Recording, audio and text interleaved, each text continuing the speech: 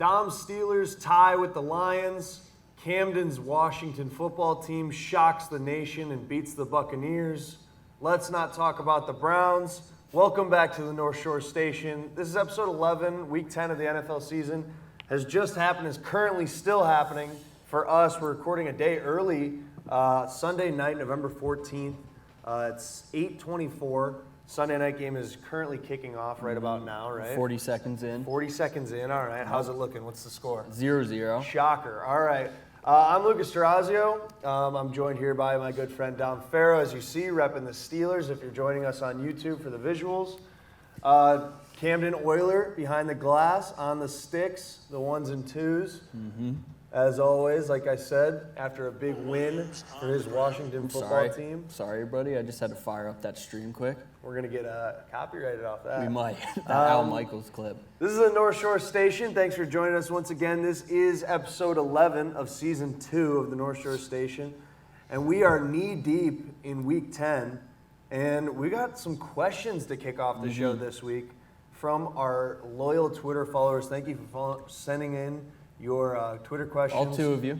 Yeah, all Shout 2 of out. our questions. At North Shore Pod on Twitter if you want to follow us. We'll be doing Stay questions updated more. with what we're doing. Send in some questions. That's right. We want to do it more. We're getting and more. that back in the swing of things. For sure. We want to hear from you guys.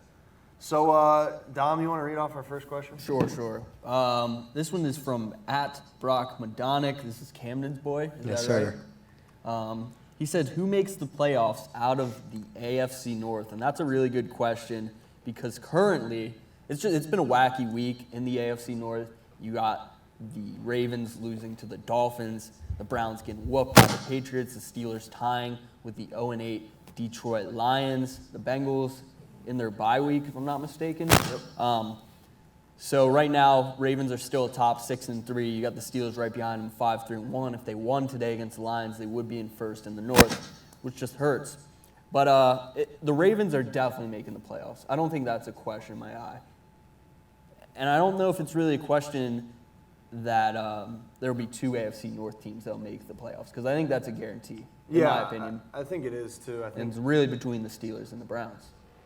Yeah, Bengals honestly, too, looking pretty decent. I wouldn't even be surprised if they found a way to get 4 teams, because this division is so good. I don't even know if it's mathematically possible to happen. But if any division deserved it, I think it would be this one. This is clearly the toughest division in football, whether it has the best team or not in football. Just from the top to the bottom, it's very close, clearly. I mean, the Browns are only a game and a half behind the Ravens. The problem is, for all 4 of them, not even, I think, a half a game? I don't know. For all 4 of them to make it, I mean, out of the AFC West, either the Chargers or the Chiefs are out. Out of the AFC East, that means maybe the Patriots are out, because I think the Bills are guaranteed there. They're only half a game back at 6-4. Bills are 6-3. So I don't think it's possible that 4 teams make it, but I do think it's very possible and very likely that 2 teams make it. You know, I got my bias as a Steelers fan. I'll admit that. I'll always admit that. I think it's going to be the Ravens and Steelers out of the AFC North. Lucas, I assume you're going to say Ravens and Browns. I don't know. It's tough. I mean, the way the Browns played today, I don't know if they deserve to be in the playoffs. And if they were in the playoffs, I don't know how I'd feel about it, because I feel like they just get destroyed. I mean, if they play like they did today. Now, I feel like they're very inconsistent, like we've seen. But, you know, we'll talk about them a little bit later once we get into winners and losers and things. Camden, what do you think about the AFC North? I mean, I think the records, like you said, it doesn't do justice what talent is actually in the division. I mean, if Baltimore shows up like they did Thursday night the rest of the season, you know, that's a question. If the Steelers show up like they did today every week, that's a question. Yeah, with Mason Rudolph, to be fair. Hey. Is it that much of an upgrade, though? That's my question. Yeah, it is, because Mason Rudolph is the most inept NFL quarterback I've ever seen. Where's my guy you at? haven't watched any Browns games in the past 20 years, then, have you? Give me Johnny Manziel over Mason Rudolph. How about Wow. Brandon Whedon? That's my pick. He was in the NFL for a long time. Yeah, obviously but he's had never something. good. Neither is Mason Rudolph. I'd put him on that level with Brandon Whedon, honestly. Where's my guy Haskins at? Yeah, anyways, where the heck is Haskins? Yeah, I was Start actually curious him. why they didn't play him. You give today. this guy a 1-year deal, you're paying him a decent amount of money, and you're just having him sit the bench for Mason Rudolph, who can't get anything done. He throws the ball 50 times in this game. Ben Roethlisberger has thrown the ball 50 times, only one time this season. I mean, why do you pass the ball so much, especially in the weather that they had in this game? Yeah. Why don't you run the ball? Najee Harris, who was consistently getting good yardage, he had I think he had 3 or 4 runs that were over 10 yards. He was obviously getting it done. I just don't understand Mike Tomlin. I don't understand Matt Canada. And I definitely don't understand the decision to start Mason Rudolph at quarterback here.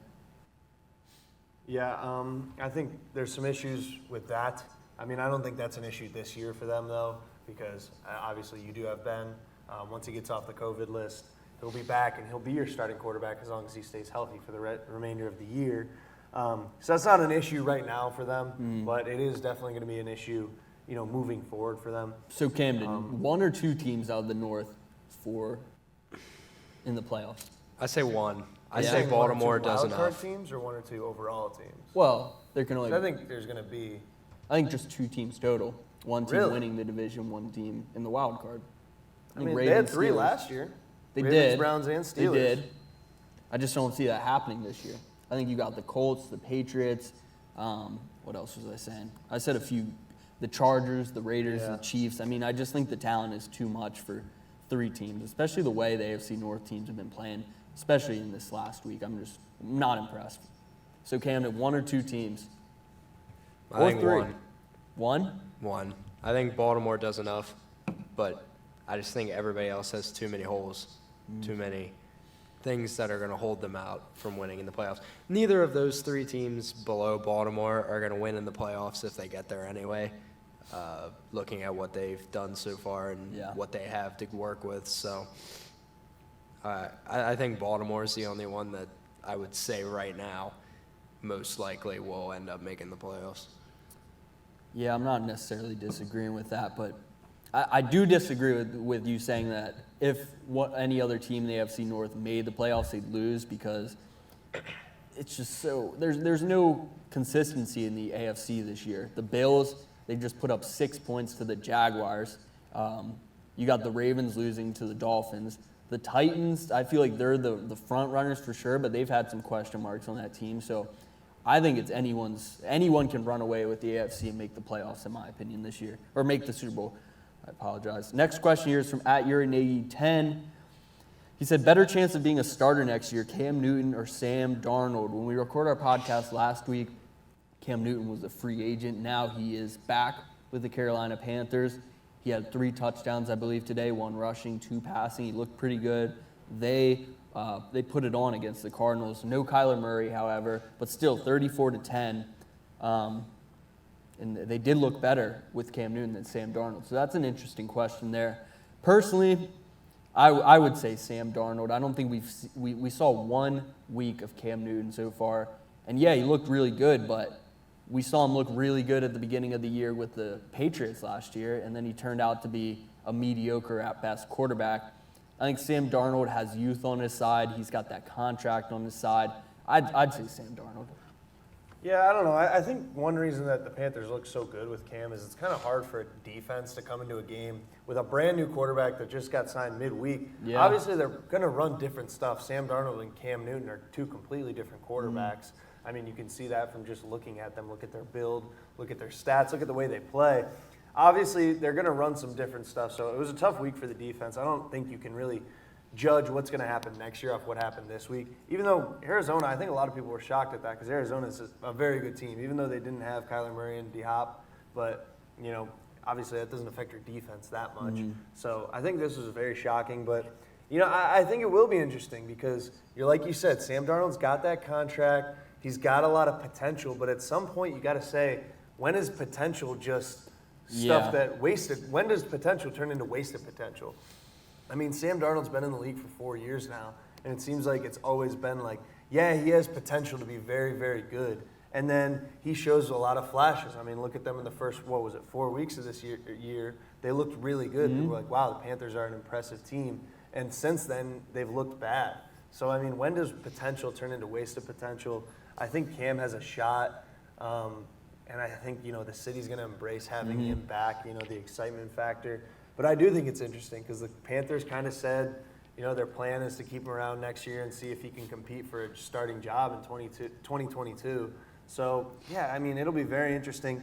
If I had to pick one, I honestly might say Cam over Darnold just because I don't know if Darnold's got it. I don't think he does, but I Yeah. really don't think Cam's got it anymore either. Yeah, I wouldn't be how big was the contract? How many years does he have on that It contract? was 1 year, I'm pretty sure. Sam Darnold's though? Oh, Sam Darnold's, I'm not entirely sure. Yeah, I don't know. You could keep him around for sure. I mean, keep him around, whatever. Sorry. You're going to keep him around, but I honestly wouldn't be that surprised if the Panthers look quarterback in this year's draft because Sam Darnold doesn't seem to be getting it done. Mm-hmm. Even if Cam Newton is good for you next year and he does win the starting job, he doesn't have that many years left, let's be honest. So I don't know. That's a very interesting quarterback situation in Carolina for sure. So definitely a good question, though. Something to keep your eye on moving forward, especially in this year. I think the rest of this year is going to make a big statement on that. Who they play, whether or not Cam Newton plays a lot. They played P.J. Walker a lot today, too. Yeah, they did. At quarterback, who I think is also a very talented quarterback. He's fun to watch, but he doesn't have it. Yeah, I'd rather have Darnold in than him. Yeah, I hate to it'll say it be- because I do like him a lot. But yeah, it'll definitely be interesting in Carolina.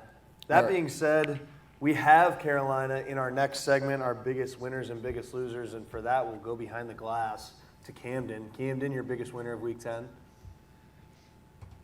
Yeah, it's Carolina. I mean, fighting through, road bumps is something that a team has to do every season. Every team has to do it, and the biggest hurdle they've had to overcome is the quarterback position all year because everywhere else has been pretty decent.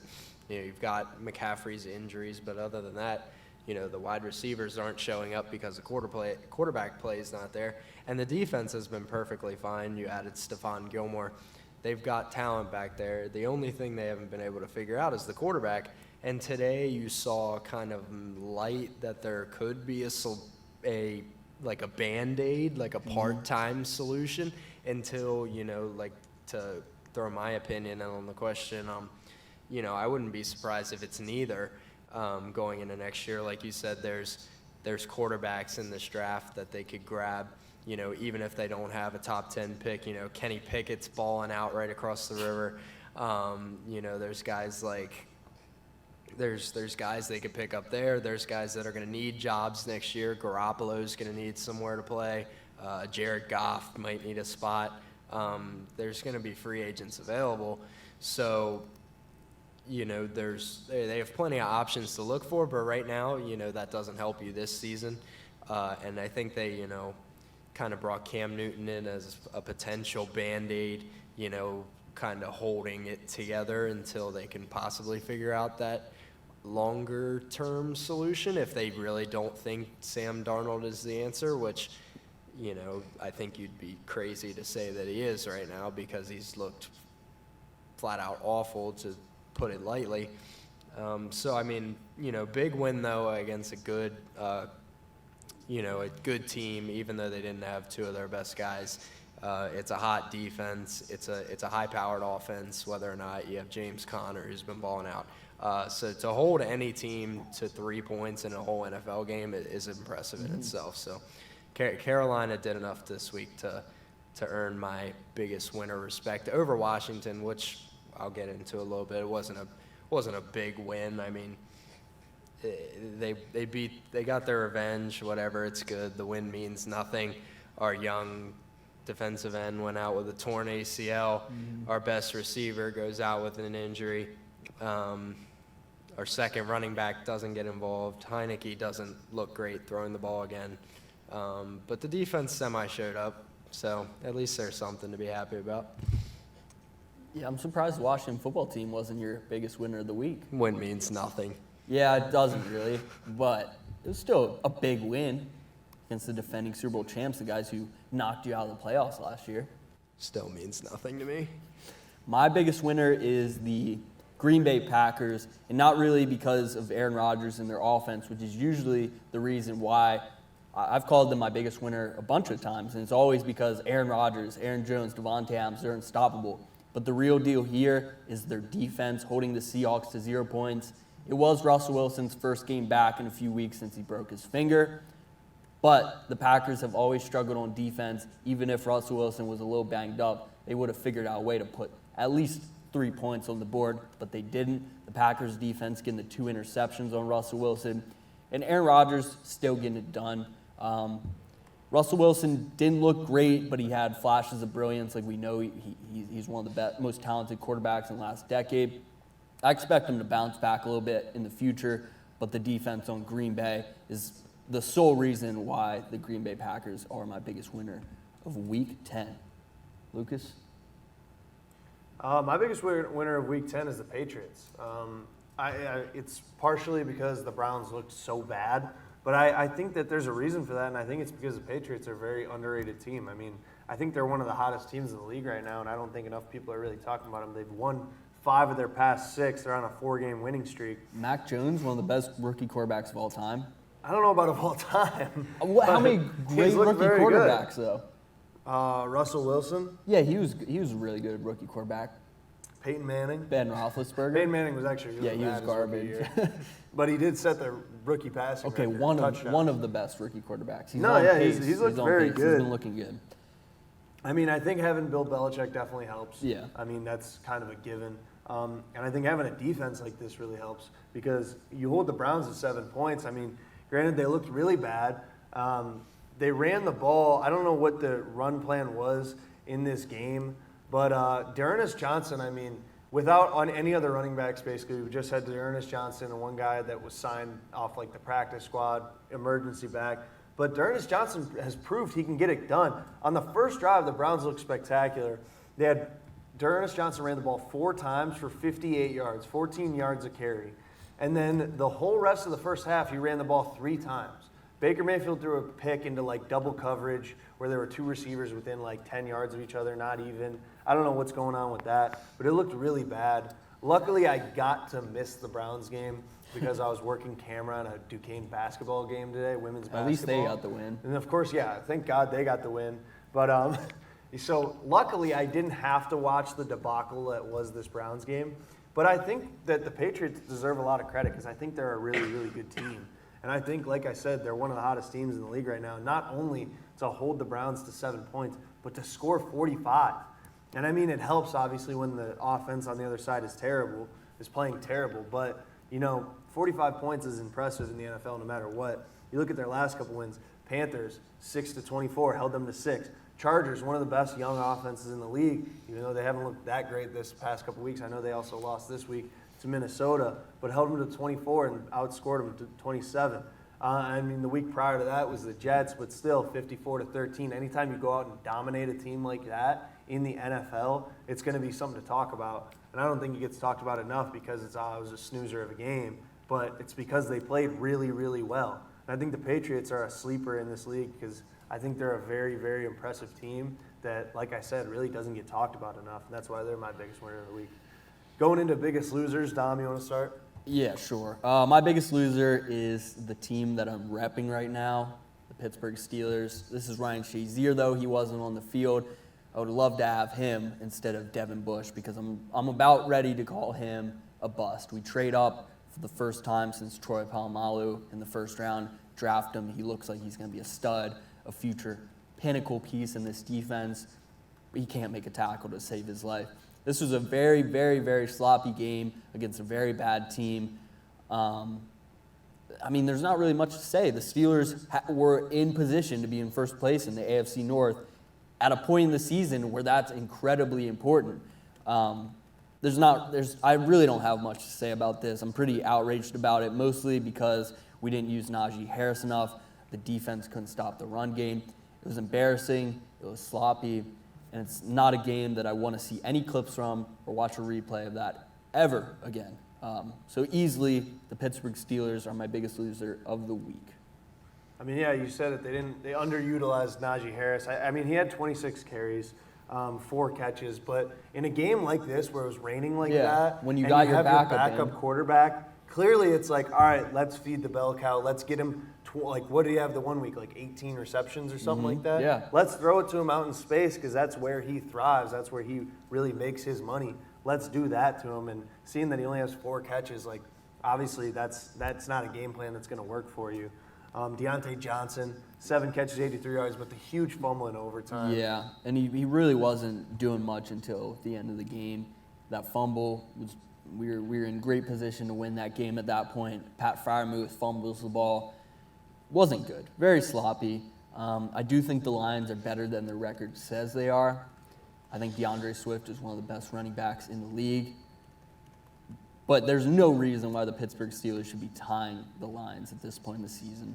Even with Mason Rudolph as your quarterback, you pride yourself on that defense, and they just couldn't do enough.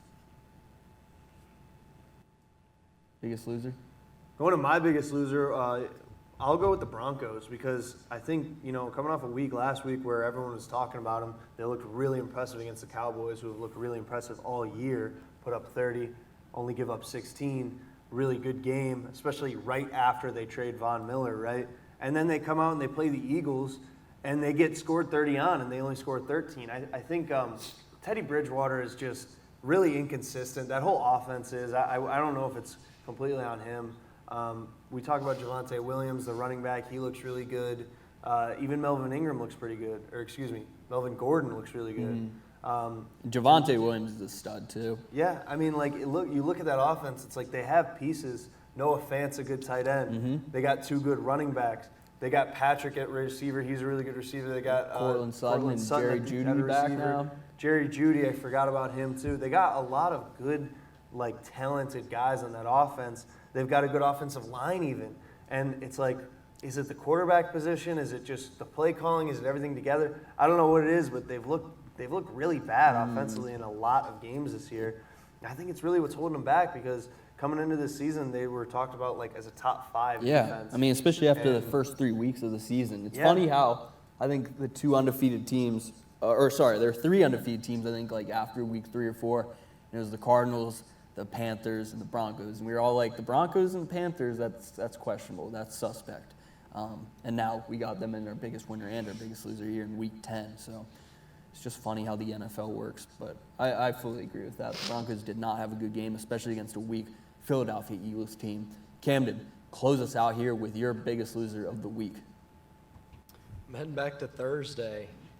The Ravens dropping one to the 3-7 Dolphins. I mean, did either of you watch that? Yeah, it was a pretty rough game to watch overall. It was bad. It was the most boring football game I've watched all season. I mean, 10 points to the Dolphins is bad in itself. I mean, this Ravens team they come out so slow every week. Every Ravens game I've watched, they just come out unbelievably slow. Excuse me. Unbelievably slow. And then they're either at the point where they're too far down to come back, or they're at the point where they then have to come back. Very rarely are they blowing teams out. And this was a case where, they just were in a hole too much. Their offense couldn't get anything going, and it was just too late by the time they actually started doing anything. I mean, and, I think this was another case of, people know how to play. People have figured out how to play Lamar Jackson and the Ravens, and they use it to their advantage. I mean, the Dolphins they were kind of leaving the middle of the field just wide open, and the Ravens just didn't use it because they throw 55 screen passes to Marquise Brown every game and just don't even pay attention to it. So, why even play it if they're not going to use it? And I think it's troublesome for the Ravens because this, sports are, it's a copycat league. Other teams see what works against other teams, and they're just going to use it. So, the Ravens show weakness against a team like this, middle of the season when the going gets tough, wins are needed. You can't really let some of that stuff happen. You can't let slip-ups like this. You can't have that big holes in your offense if you want to be able to, be successful going down the road. So, I think it's been a struggle for the Ravens the past couple of years. They figure out how to play Lamar Jackson, and they just got to make sure that, they can kind of fix some of those holes, get the offense moving, a little better play calling and stuff like that. Because, whether or not people know your offense or not, you should be scoring more than 10 points on the very, very struggling Miami Dolphins. Yeah, I agree, Camden. I mean, especially in this division that we already talked about. I mean, any win is going to help you, so you got to take advantage of when you play a lesser opponent. Yep. I mean, they were one really bad week of AFC North football away from losing that top spot. I mean, if the Steelers play anywhere near the level they've played all Ben year. Roethlisberger doesn't get COVID the day before maybe the if Ben game. Roethlisberger doesn't get COVID and they get a win, maybe if the Browns, I think they'd still be above the Browns technically, but if the Browns don't come out and maybe play their worst game all year, I mean, which So how are you? because they've had a lot of games where I've said that. So it where- seems like there's 3 or 4 now. But Where are you on Baker Mayfield now? I don't know. I think he's 76 very yards, inconsistent. right? Isn't that how much he passed for? That's just. I mean, yeah, but really, you watch the game. It's not like there are receivers open. There's games where it's like Where's Baker Jarvis? looks really bad. I don't Where know. the heck is Jarvis at? There's some games like earlier in the year, like when we were playing, who was it? The Chargers, where it was like, he's missing wide open guys. He misses OBJ wide open. He's missing people that are open. Maybe they're not wide open, but if he's an elite quarterback, he's a quarterback that's a franchise quarterback. You got to make that throw. This game, like, there's nothing there for him. There was nothing there for really the whole offense.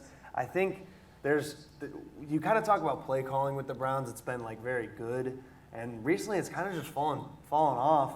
And I think there's kind of going to be an uncomfortable conversation this week about play calling with Kevin Stefanski. He's gone for it a lot of times on 4th down in this year where it's like, well, maybe we should have just taken the points. And of course, hindsight's 20/20, but there's a lot of times where I'm like, points are hard to get in this league. Take the points. There's times where we're tied, where we can kick a field goal and take the lead, and he tries to go for it on 4th down. It's not just about points, it's about momentum. I think Yeah. momentum is a huge factor in Exactly. NFL games, and you missing out on a 4th down conversion, that's a momentum swing right there. Yeah, I mean, momentum is so big that, like, you can tell when you're playing Madden. Yeah. Like, it's like, yeah, I could go for it on 4th here. Like, I think I have a pretty good chance to get it, but I know if I don't get it, that Madden's going to make them score because it now has the momentum. Yeah. Like, you can tell there's that hidden momentum factor that Yeah. they don't want to tell you about.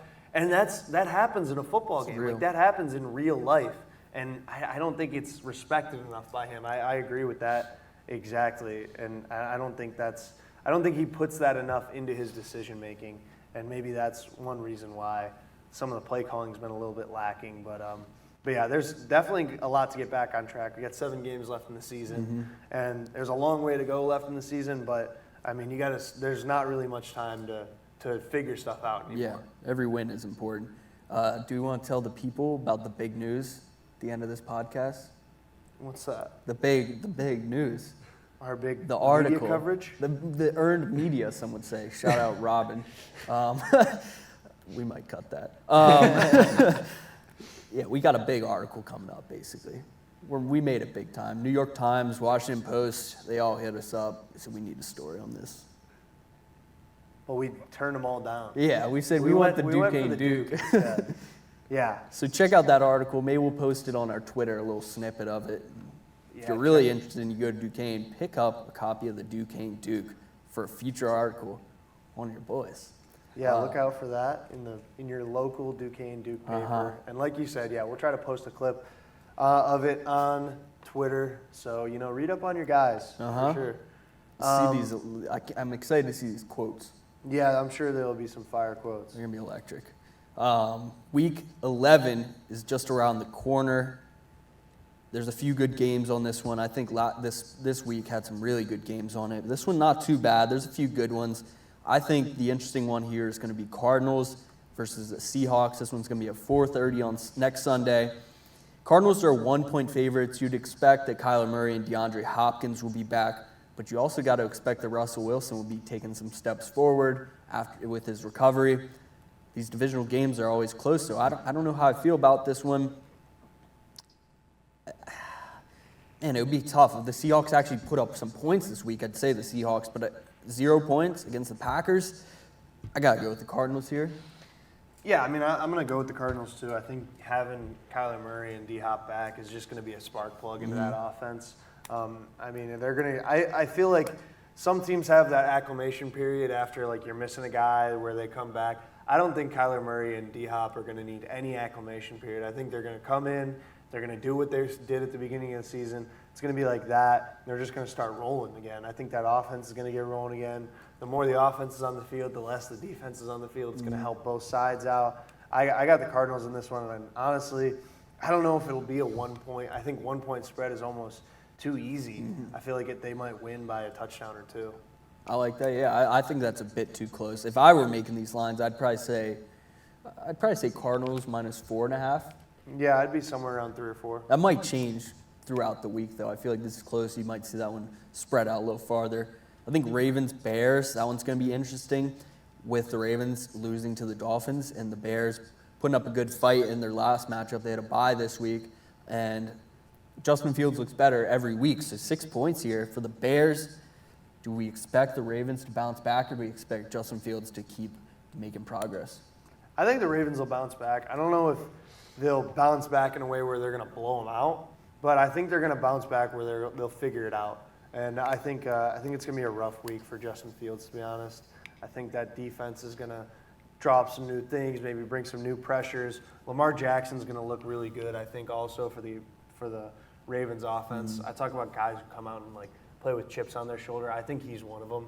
He's a guy who's very he takes note of how to be a good teammate, how to be the right football player. He's a good leader. Hard-working guy, good leader. He's going to come out and he's going to play his ass off in this game. Excuse my French, but he's going to come out and he's going to play a real good game. And I think I'd take the Ravens in this one. 6 is a little bit much though, so I don't know. Like I said, I don't know if it'll be a blowout game, but I think they'll win. So I don't know if I'd touch 6, but I would take the Ravens money line. Yeah, I definitely like the Ravens to win the game.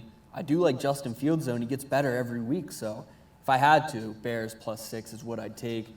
Let's see. I think there's one more game that looks pretty good next week. Colts at Buffalo Bills. Colts are 7-point underdogs here, which I find pretty interesting because they're not a bad team. They're not great, though. I would definitely go Colts here +7. You never know what Bills team you're going to get. Ever since they only put up 6 against the Jaguars, I feel like it's a no-brainer to keep on betting against them until they prove me wrong.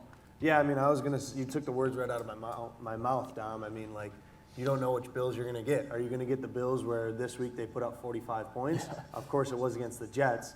Or are you going to put up the team or are you going to get the team where they put up 6 points against the Jaguars? So you don't really know. And I think that's why it's kind of iffy to talk about the Bills when you're talking about betting lines because you don't know who's going to show up. And that's why it's rough. But at the same time, I think that they might use that as a wake-up call. Hey, we lost to the Jaguars. We can't just come out and lollygag around. We got to come and bring our best every week. And I think this week will be very telling what happens in practice this week, whether they're all right, we can relax again because we put the hurt on the Jets. Or it's no, we got to bring our best every game. This doesn't mean anything. We beat the Jets. Who cares? They're the Jets. They're not that good, and we're supposed to be really good. So that'll be interesting. I might take the Bills -7 on this one. Oh. I really don't like spreads that big. You know that about Yeah. me, but I might take the Bills in this one. No, Colts keep games pretty close, I think. They do, and Jonathan Taylor looks really good.